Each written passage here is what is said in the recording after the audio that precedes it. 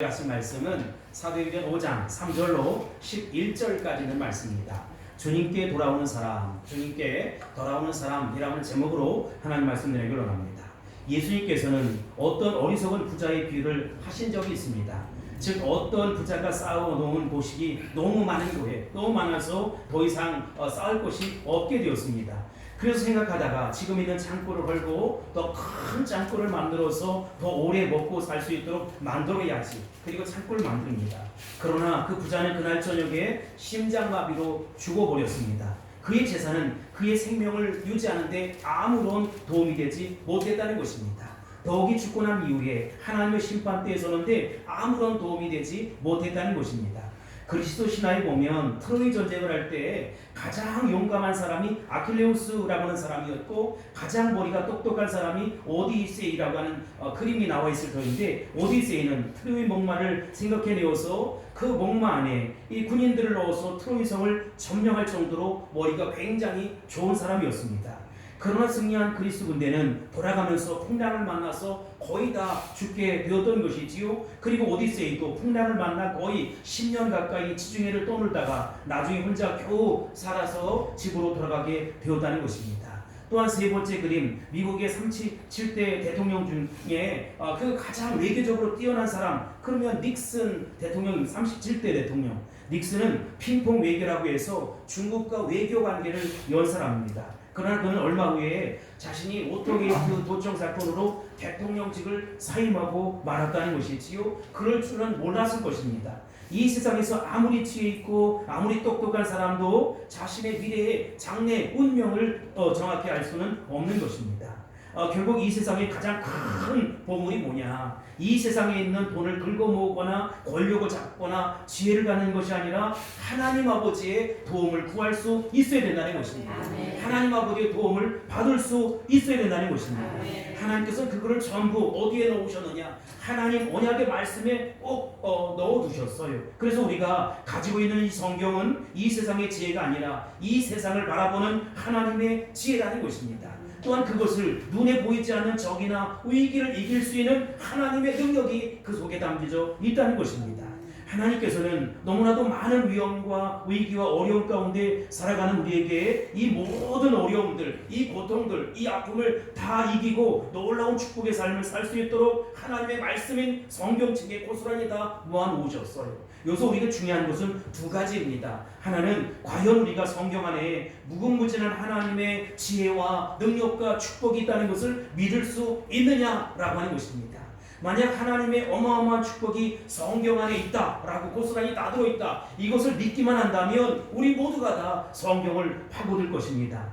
그러나 그것을 믿지 못하면 우리의 성경을 제쳐두고 기독교적 마인드는 가졌지만 다른 일에 열심히 애쓰고 힘써 살아가게 될 것입니다. 그리고 또 하나, 진짜 성경 속에 어마어마한 보물이 들어있다면 우리는 그것을 어떻게 캐낼까? 어떻게 캐낼 수 있을까? 골몰할 거예요. 여러분, 우리가 고시 공부하듯 성경 공부를 한다든지 해서 이 보물을 캐낼 수 있단 말입니까? 도대체 어떻게 해야 우리가 이 어마어마한 복을 나의 것으로 만들 수 있겠습니까? 지난 시간에 우리는 아나니아와 삽비아처럼 하나님의 거룩한 사역을 중도에 포기하고 돌아서는 영적인 낙오자가 되지 말고 하나님 나라에 들어갈 때까지 끊임없이 우리의 신앙이 성장하고 끊임없이 전진하는 믿음이 되어야 한다라는 사실을 살펴보았습니다.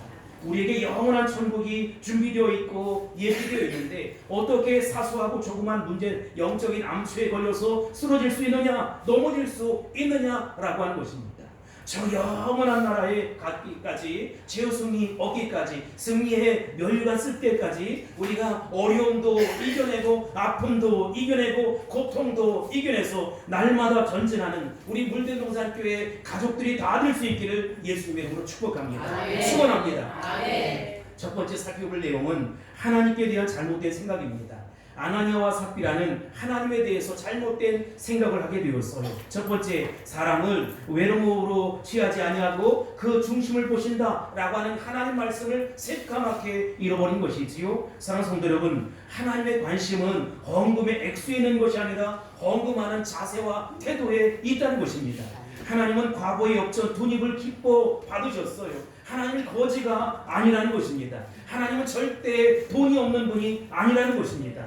하나님이 여러분을 하여금 헌금하고 충성하고 봉사하고 헌신하게 하는 것은 여러분들을 축복하시기 위함이라는 사실을 믿으시기 바랍니다. 아멘이신가요? 아멘. 교회는 보리떡 5개와 물고기 2마리를 가지고 기적의 역사를 일으키는 곳이라는 것입니다. 그게 바로 교회예요. 교회는 세상에 많은 돈을 가지고 운영하는 곳이 아니라는 것입니다. 교회는 그저 물고기 2마리, 보리떡 5개를 가지고 5,000명을 먹이고도 남음이 있는 기적의 역사를 만드는 것이라는 것입니다. 하나님은 돈에 양에 관심이 있는 것이 아니라 돈을 대하는 우리 태도, 자세에 관심이 있다는 것입니다. 도대체 어떤 태도로 헌금을 드리는가, 어떤 자세로 하나님 앞에 봉사를 하는가, 여기에 관심이 있으시다는 것이지요. 아무리 적은 돈을 드려도 하나님께서는 우리 마음의 중심과 신앙에 부끄러움이 없다면 기쁘게 받으신다는 것입니다. 기쁘게 합령하신다는 것입니다. 주여, 이것이 내가 가지고 있는 전부입니다. 내 신앙의 전부입니다. 이것을 받아 주옵소서라고 하면서 과거의 역전 돈임을 그렇게 드렸던 것처럼 우리가 그렇게 기쁘게 드릴 때 기쁘게 받아 주신다는 것입니다. 그러나 아무리 많은 재물을 바친다 할지라도 그 양심과 신앙에 부끄러움이 있다면 하나님 기뻐하시지 않는다는 것입니다. 이것이 하나님 아버지의 마음이라는 것입니다. 우리가 두 번째 살펴볼 것은 그들은 하나님이 속을 줄로 생각했다는 것이지요. 자기가 속이면 하나님이 속을 줄로 착각하는 것입니다. 왜 많은 사람이 죄를 짓는지 아세요? 자기가 속이면 하나님이 속을 줄 아는 것이지요. 유튜브에 보면 온갖 물건들을 다 뜯어놓은 강아지가 있어요. 그런데 주인이 나타나서 야단을 칠 것 같으니까 눈을 꽉 감아버렸어요. 그리고 엉금 기어가는 거예요. 자기가 눈을 감으면 주인이 못 볼 걸로 생각하는 모양이지요. 절대로 그렇지 않다는 것입니다. 하나님은 절대로 속지 않으십니다. 하나님 우리의 모든 행위를 익히 아신다는 것입니다. 그래서 시편 기자는 하나님의 속성에 대해서 이렇게 이야기하고 있어요. 시편 139편 1절로 4절입니다. 시작. 여호와여, 주께서 나를 살펴보셨으므로 나를 아시나이다. 주께서 내가 앉고 일어섬을 아시고 멀리서도 나의 생각을 밝히 아시오며 나의 모든 길과 내가 눕는 것을 살펴보셨으므로 나의 모든 행위를 익히 아시오니 여호와여, 내 조의만을 알지 못하는 것이 하나도 없으시니이다. 아멘. 사랑하는 성도 여러분, 누가 참된 신앙입니까? 하나님만 생각하고 하나님을 의식하는 사람, 그 사람이 참된 신앙이라는 것입니다. 여러분의 눈을 가린다고 세상이 다 가릴 줄 아십니까? 절대로 그렇지 않다는 것입니다.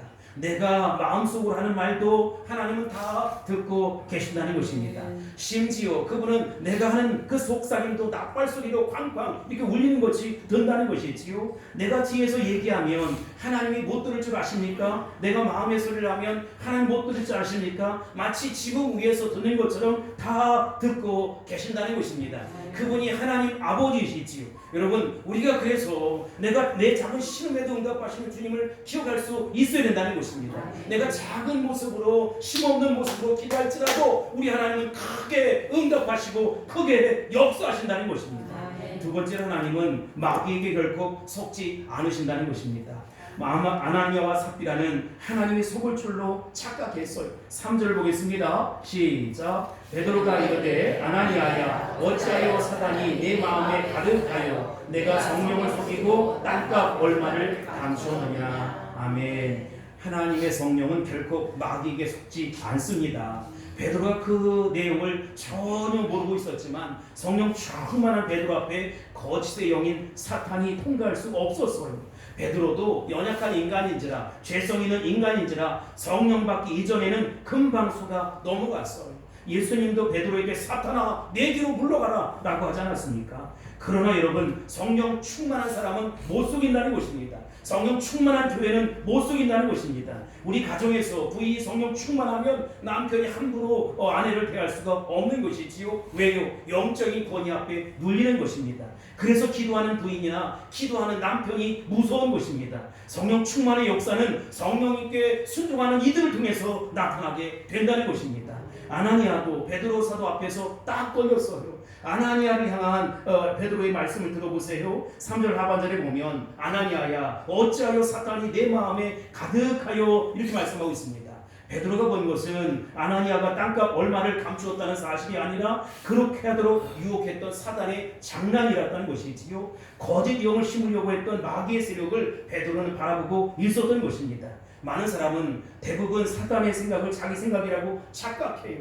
믿음이 없는 사람이나 말씀이 없는 사람은 사단이 속삭이면 그 속삭임에 달콤하게 넘어가는 것이지요. 그리고 마치 마귀의 생각이 내 생각인 양 착각하는 것입니다. 그러나 성령의 사람들은 마귀가 속삭거리면 그것은 하나님의 생각이 아니다, 하나님 말씀이 아니다 라고 단호하게 거부해야 한다는 것입니다.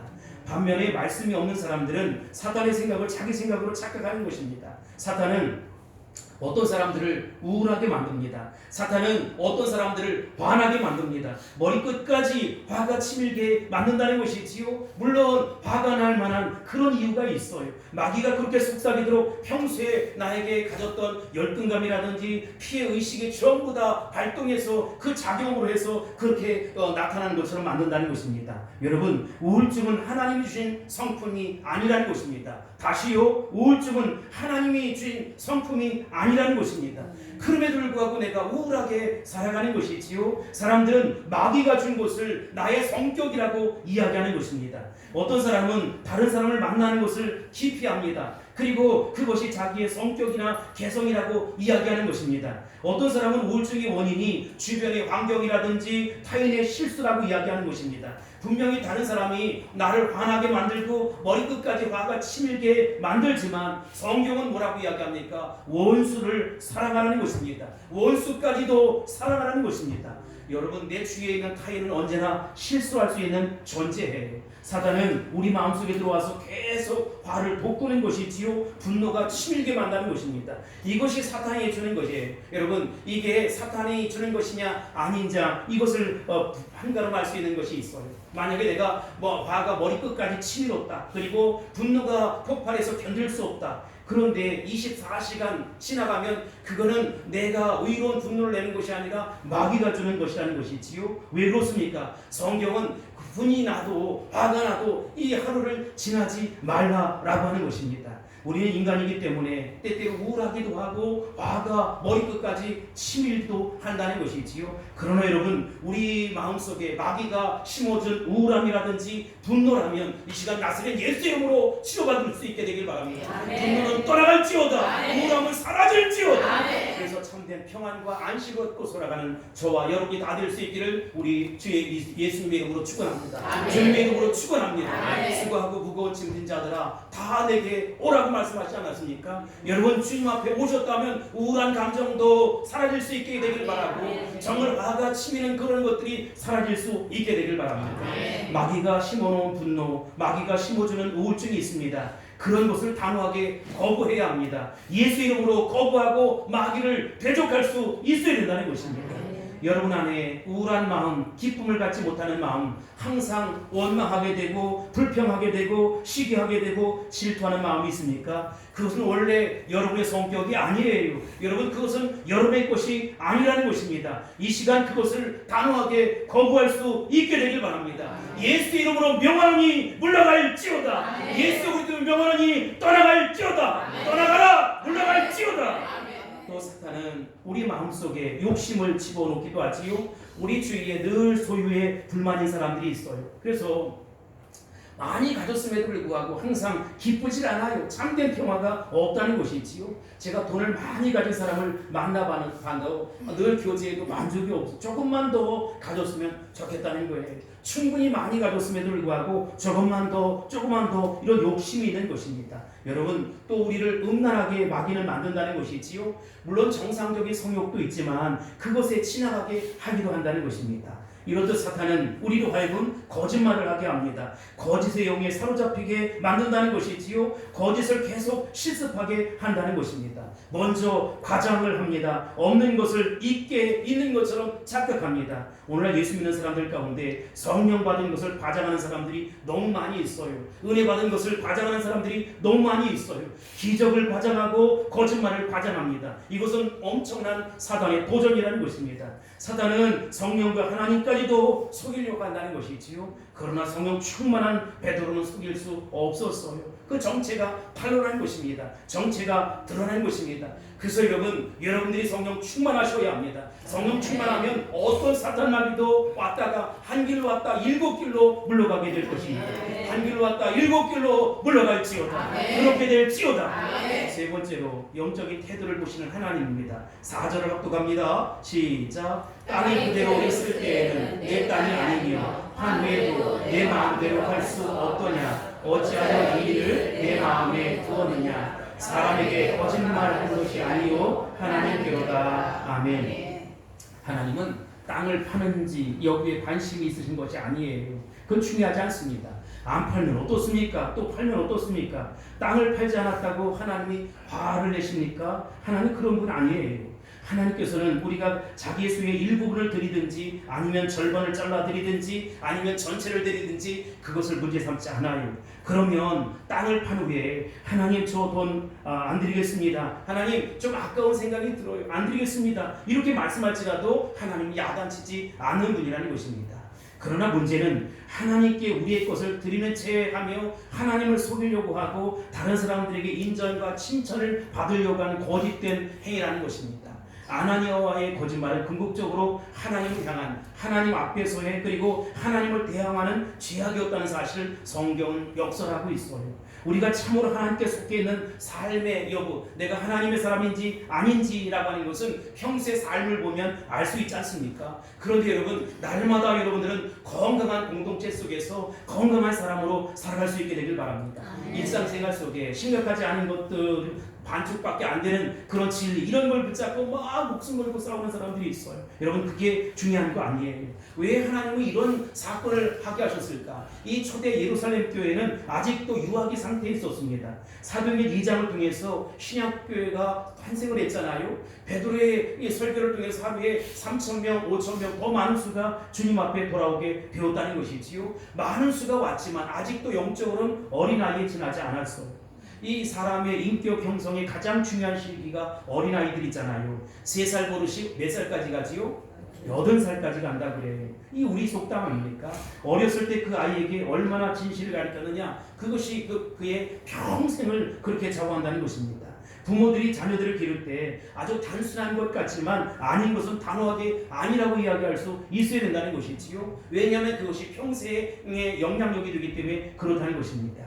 유아기는 가장 큰 성장을 이루는 시기이고 또한 평생의 인격을 결정하는 시기라는 것이지요. 이때 잘못하기 시작하면 평생을 망치고 그칠 수 있다는 것이지요. 그러니까 이 초대교회 말이지요. 지금 유아기를 지나지 않았는데 왜 이렇게 단호하게 처리하셨을까? 이 교회의 공동체의 건강성을 유지하고 앞으로 이 교회가 튼실하고 아름답게 세워져가고 자라기 위함이라는 것입니다.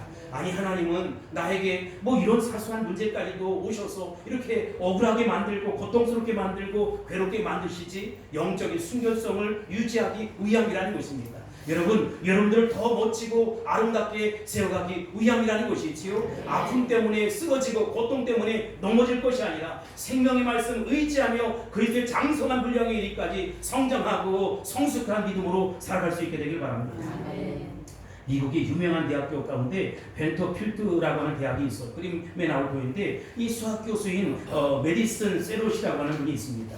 이 메디슨이라고 하는 박사는 굉장히 경건한 사람이었는데 학생들에게 시험지를 돌려줄 때마다 항상 이렇게 얘기했다는 것입니다.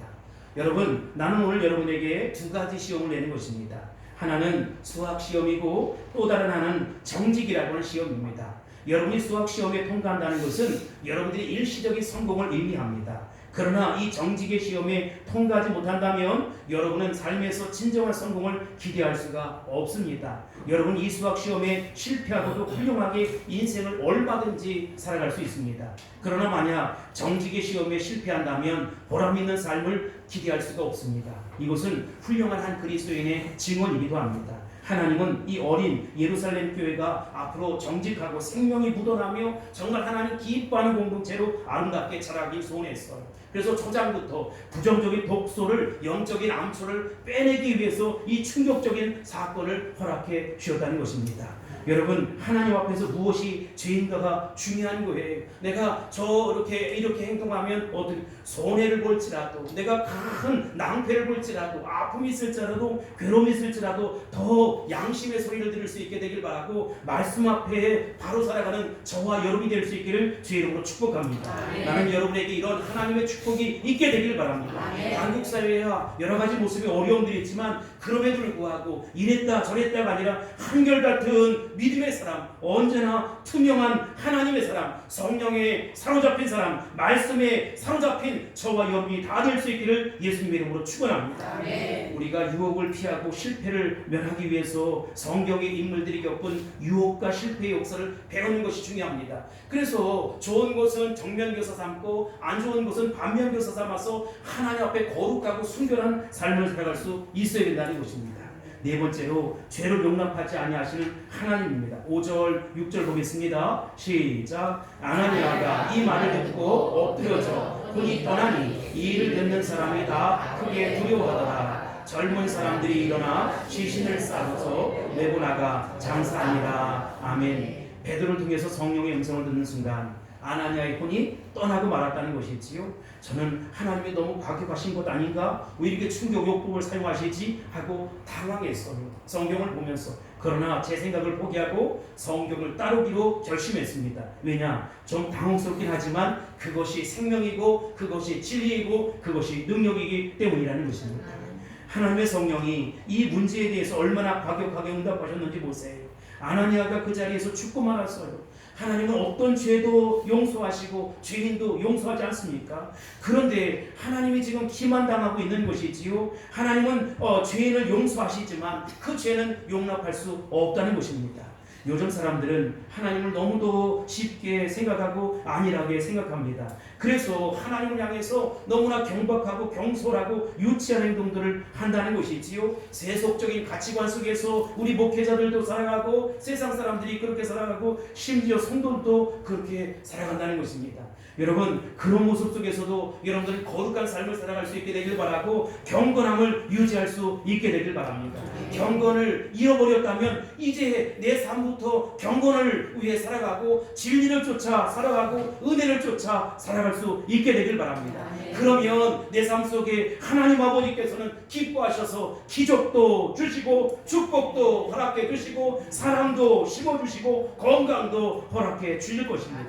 그 같은 내가 있을지어다. 하나님을 자기 마음대로 함부로 대하지 말자. 아브라함 링컨이라고 하는 사람이 있어요. 여기 등장하지요. 그가 유명한 이야기를 합니다. 함께 읽어볼까요? 시작. 거짓은 잠깐은 통할 수 있지만 영원히 통할 수는 없습니다. 이게 링컨 대통령이 한 말이에요. 우리는 이 거짓이 영원히 통과할 수 있다고 착각하지만 여전히 주님 앞에서 거짓된 행동과 말을 할 수 있지만 그러나 그렇지 않다는 것입니다. 여러분, 우리 교회도 마찬가지 이것을 심각하게 여길 수 있어야 된다는 것이지요. 사람들이 많아지고 헌금이 늘어나고 기적의 놀라운 역사가 일어난다고 끝난 것이 아니라는 것이지요. 그럼에도 불구하고 예수님 마음속에 있는 그 교회가 될 수 있어야 된다는 것입니다. 우리 주님 마음속에 있는 그러한 성도의 모습으로 아름답게 세워져 갈 수 있어야 된다는 것입니다. 구약 시대의 성도들은 하나님의 이름을 감히 부를 수가 없었어요. 물론 성경에는 엘로힘, 창조의 하나님이라는 뜻인데 엘로힘 뭐 이렇게 이야기하지만 사실 읽을 때는 아도나히라고 해서 주님 이렇게 이야기했어요. 왜냐하면 하나님의 이름을 감히 부를 수 없다. 하나님의 법궤에 손을 닿으면 즉사한다. 그만큼 하나님은 거룩하신 것입니다. 모세가 시내산 앞에 갔잖아요. 50일 만에 이제 광야에서 이제 출애굽해서 나와서 50일 만에 시내산에 왔을 때 이 시내산에 올라갔다가 내려왔어요. 그때 얼굴이 휘어져서 감히 사람들이 바라볼 수 없을 정도가 되니까 수건을 덮어 썼다는 것입니다. 하나님에 대한 이러한 경건한 태도, 거룩한 태도가 날마다 있어질 수 있게 되길 바랍니다. 아니, 여러분, 하나님이 아버지십니다. 내가 혼자 눈물 짓고 하나님 이거 어떻게 해요? 내가 정말로 이것 때문에 큰 낭패를 당하게 생겼어. 이게 일이 잘 될까요? 안 될까요? 내 인생이 앞으로 어떻게 될까요? 여러분, 그런 생각하지 마세요. 그건 마귀가 주는 마음이고 그런 생각은 단호히 말씀 앞에 묶어서 내려놓을 수 있게 되길 바랍니다. 그리고 하나님이 나의 아버지가 되셔서 아버지 하나님이 나의 인생길을 인도한다는 사실을 깨달을 수 있게 되길 바랍니다. 확신할 수 있게 되기를 바랍니다. 하나님을 너무 낮추게 여기면 안 돼요. 우리 집안에서도 잘 나가는 아버지, 잘 나가는 어머니는 여러분 어떻게 합니까? 애들이 존경하고 사랑하고 그러잖아요. 여러분 우리 집안에서의 아버지, 어머니 정도가 아니에요. 하나님이 나의 아버지가 되신다는 것입니다.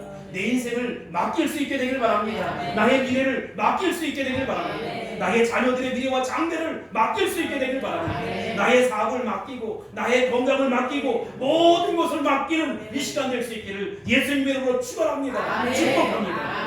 믿음대로 될지어다. 이제 하나님을 경외하라는 것이지요. 7절로 10절입니다. 시작. 3시간쯤 지나 그의 아내가 그 일어난 일을 알지 못하고 들어오니 베드로가 이르되 그 땅 판값이 이것뿐이냐 내게 말하라 하니 이르되 예 이것뿐이니라 하더라. 베드로가 이르되 너희가 어찌 함께 꾀하여 주의 영을 시험하려 하느냐. 보라 내 남편을 장사하고 오는 사람들의 발이 문 앞에 이르렀으니 또 너를 메어 나가리라 하니 곧 그가 베드로의 발 앞에 엎드려져 혼이 떠나는지라. 젊은 사람들이 들어와 죽은 것을 보고 메어다가 그의 남편 곁에 장사하니. 아멘. 아나니아와 삽비라 부부는 함께 꾀하여 주의 영을 시험했다는 것입니다. 사랑하는 성도 여러분, 하나님을 시험하지 마세요. 성령을 속이려고 하지 마세요. 온전히 하나님을 경외할 수 있게 되길 바랍니다. 하나님을 찬양하고 하나님을 경배하세요. 하나님 나의 부족한 것도 아시고 모자란 것도 아니고 연약함도 아세요. 연약한 부족함을 하나님께 맡기고 의뢰하며 기도하며 믿음으로 살아갈 수 있게 되기를 바랍니다. 그러면 하나님께서 나의 연약함은 채워주시고 부족함은 붙들어 주신다는 것입니다. 왜 우리가 하나님을 속입니까? 왜 거짓의 영인 사탄에게 속아 넘어가느냐라고 하는 것입니다. 자기도 모르게 욕을 잘하는 사람들이 있어요. 그 사람이 하는 말의 60% 이상이 욕입니다. 욕을 끼워놓지 아니하면 말이 안 된다는 것이지요. 그래서 아무나 붙잡고 욕하는 거예요. 욕을 하지 아니하면 입이 근질근질해서 견딜 수가 없다는 것입니다. 어떤 악한 말과 행실이 거룩하지 않다는 것은 우리가 성령의 지배를 받지 못한다는 거예요. 믿음의 지배를 받지 못한다는 것입니다. 여러분 입에 할례를 받으셔야 합니다. 그래서 더 하나님 앞에 기쁘고 즐겁고 행복한 말을 할 수 있게 되길 바랍니다. 천사의 말을 할 수 있게 되길 바랍니다. 믿음대로 된다고 하니까 말한대로 된다고 하니까 나는 잘 될 거야. 우리 사랑하는 애들에게 야 이 대통령 될 놈아 이놈아 이 새끼 대통령 될 거다. 예? 야 이년아, 이년아는 좀 그래요. 이 영부인들 요새 영부 힘들더라고요 지금. 예? 그러므로 여러분 우리가 말을 조심하자고. 더 하나님 기뻐하시는 그런 말을 할 수 있게 되길 바랍니다. 어떻게 하면 하나님을 감동시키는 말을 할 수 있을까? 여러분 오늘 집에 들어가서 여러분의 사랑하는 아내와 남편, 자녀들에게 아니면 사랑하는 형제들에게 이야기할 수 있게 되길 바랍니다. 그래서 언니, 오빠, 아빠, 엄마 나 감동 먹었어. 이 정도는 돼야 되지 않겠습니까? 아멘. 아멘. 자 11절 보세요. 시작. 온 교회와 이 말을 듣는 사람들이 다 크게 두려워하니라. 아멘. 하나님을 두려워하며 복음이 전파되고 주님의 기적이 나타났어요. 그렇습니다. 주님께서는 정직한 가정에 뭐를 주신대요? 복을 주신다는 것입니다. 정직한 민족에게 복을 주신다는 것입니다. 여러분의 가정에 하나님이 쏟아부으시는 복이 임하기를 주의 이름으로 축원합니다. 우리는 아나니아와 삽비라 사건을 통해서 준 이야기가 바로 여기에 있는 것이지요. 우리로 하여금 이 말씀 듣고 두려워 떨라 이런 것이 아니고 이 건강한 공동체 세우기 위해서 충격요법을 사용하셨구나. 그렇다면 우리에게 그렇게 끔찍한 일이 벌어지진 않겠지만 반면교사 삼아서 우리가 정말 믿음으로 살아야지, 말씀 붙잡고 살아야지, 은혜 안에서 살아가야지, 내 영혼에 은총 있는 삶을 살아가야지 결심할 수 있게 되길 바랍니다. 아멘. 저는 우리 대한민국이 경제적으로 점점 발전함에 따라서 심각함이 드러나요. 윤리와 도덕이 땅에 떨어진 삶을 살아가는 것이지요. 차라리 돈 잘 버는 민족보다는 정직한 민족이 되었으면 좋겠습니다. 오늘 본문에도 보면 정말 정직한 그 교회로 아름답게 세워가기 위한 하나님 아버지의 마음을 읽을 수가 있었어요. 여러분 사도행전에 나타나는 교회에 놀라운 부흥이 일어났지만 이 놀라운 부흥 속에 이런 영적인 암초가 제거되길 원하는 그 간절한 열망이 있지 않습니까? 우리 삶 속에도 이렇게 정직과 거룩과 성숙함이 날마다 묻어날 수 있게 되길 바랍니다. 오늘 이것이 오늘 우리에게 주시는 영적인 도전입니다. 우리가 주님 앞에 회개하는 마음으로 정직하게 살아갈 수 있게 되길 바랍니다. 그러면 사도행전에 나타났던 기적이 상식처럼 우리 삶 속에 날마다 꼬리에 꼬리를 물고 일어나게 될 것입니다. 이와 같은 역사가 일어날지어다. 하나님은 오늘도 돌이키는 여러분을 찾으십니다. 말씀 앞에 바로 살아가겠다고 결단하는 여러분을 찾아 나서신다는 것입니다. 아무도 죄인이 아닌 사람이 없어요. 그러나 여러분, 죄인에게는 두 가지 종류의 죄인이 있다는 것입니다. 회개를 거절하고 거짓을 일상적인 삶처럼 지속하는 사람이 있는가 하면 자신의 삶 속에서 내가 이러면 안 되지, 이러면 안 되지 라고 하면서 회개하고 돌이키고 주님 앞에 돌아오는 사람이 있다는 것입니다. 회개는 언제나 하나님의 역사예요. 우리가 좋든 싫든 십자가와 우리는 연결되어 있다는 것입니다. 우리는 오직 하나님 앞에 나의 연약함을, 죄성을 내려놓고 머리를 조아리고 가슴을 찢으면서 그분 앞에 설 수 있어야 된다는 것입니다. 우리 찬송가 527장 1절에 보면 우리 같이 할까요? 어서 돌아오, 어서 돌아만 오, 지은 죄가 아무리 무겁고 크기로 죽지 못 담당하고 못 받으시리요. 우리 주의 넓은 가슴은 하늘보다 넓고 우리 주님이 이 시간 어서 오라고 요구하십니다. 지은 죄가 아무리 무겁고 크기로 주 어찌 못 담당하실 수 있겠습니까? 십자가도 기꺼이 지시지 않았습니까? 그러니 두 손 바짝 들고 돌아오시기 바랍니다. 우리 주님의 넓은 가슴은 하늘보다 넓어서 우리를 품어주시고 안아주시고 복된 사람으로, 하나님의 사람으로, 영적인 사람으로 세워가게 될 것입니다. 이제는 우리가 주께 들어와서 하나님의 축복을 맛보고 건강한 공동체를 세워가고 하나님 앞에 영광 돌릴 차례입니다. 아멘이신가요? 기도하겠습니다. 고마우신 아버지 하나님, 감사합니다. 어서 돌아오라고 촉구하시는 주의 음성을 듣습니다. 아나니아와 삽비라의 충격요법을 통해서 우리 자신의 모습을 돌아보게 됩니다. 주여, 우리가 믿음으로 살아낼 수 있도록, 믿음으로 살아갈 수 있도록 역사해 주옵소서. 두 손 바짝 들고 머리를 조아리고 가슴을 찢으며 주님, 내 죄를 용서해 달라고, 내가 더 거룩하고 성결한 삶을 살겠다고 결단하는 이 시간 되게 축복하옵소서. 예수님의 이름으로 간절히 기도합니다. 아멘.